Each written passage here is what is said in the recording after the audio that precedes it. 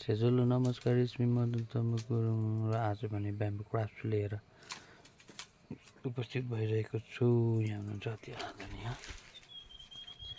मेरो पुसै बिर्खबहादुर गुरुङ र उहाँले चाहिँ अति नै सुन्दर यो ब्याम्बो बास्केट बनाउनु हुँदैछ।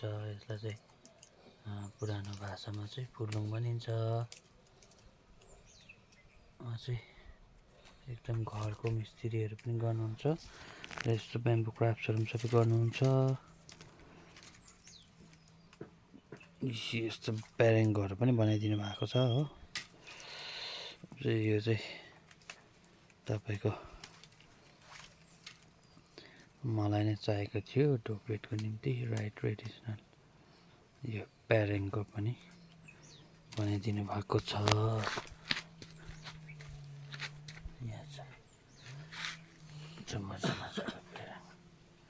सबै बनाउनुहुन्छ। अहिले चाहिँ घरहरू पनि सबै बनाउनुहुन्छ। डोको नाम्लोहरू सबै बनाउनुहुन्छ। एकदम हाम्रो पुर्खाहरू चाहिँ एकदम स्किलफुल, धेरै सिपहरू जान्नुहुन्छ र हामीले पनि हाम्रो जेनेरेसनले पनि यस्तो राम्रो राम्रो सिपहरू सिक्यो भने कोही पनि हामी बेकारी हुँदैनौँ है र बेरोजगार हुँदैनौँ र हामीले चाहिँ कुनै न कुनै स्किल चाहिँ एकदम सिक्नु जरुरी छ भनेर मेसेज पनि दिन चाहन्छु। यहाँनिर हेर्दा सोयाको यति मजाले बुनेर उहाँले प्रिपेयर गर्नुहुँदैछ। छेजोलो पुसै के तपाईँले के बनाउनु जान्नुहुन्छ हौ? म त अरू केही बनाउँदिनँ हौ। अब त डोको नाम्लो पनि बनाउनुहुन्छ नि? त्यो नाम्लो डोको चाहिँ फुर्लुङहरू डालोहरू सबै है? घर पनि बनाइहाल्नुहुन्छ? यस्तो बनाउनु तपाईँले कहिले सिक्नुभयो? सानैमा सिकेको। सानोमै है? 10-15 वर्षमा?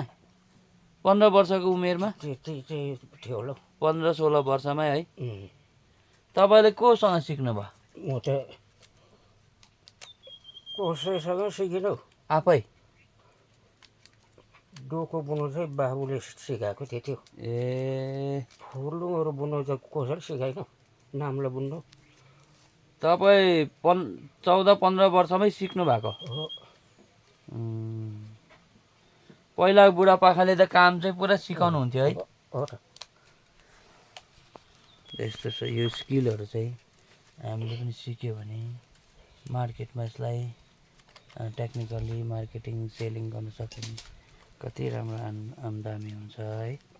र हामीले चाहिँ यो फ्री टाइममा या त रेनी सिजनतिर या त आफ्टर ड्युटी या बिफोर ड्युटी यस्तो कामहरू पनि गर्न सक्छौँ।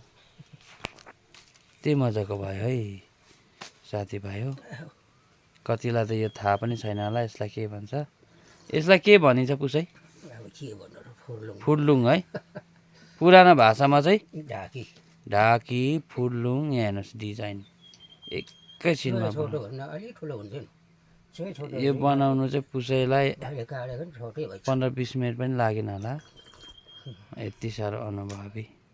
कसैलाई पनि यस्तो कुराहरू चाहियो भने चाहिँ तपाईँहरूले कन्ट्याक्ट गर्न सक्नुहुन्छ। यस्तो चाहिँ हाम्रो चाहिँ मिडल टिङ्गोमा बिर्खबहादुर गुरुङले बनाउनु भएको यो अति सुन्दर ढाकी।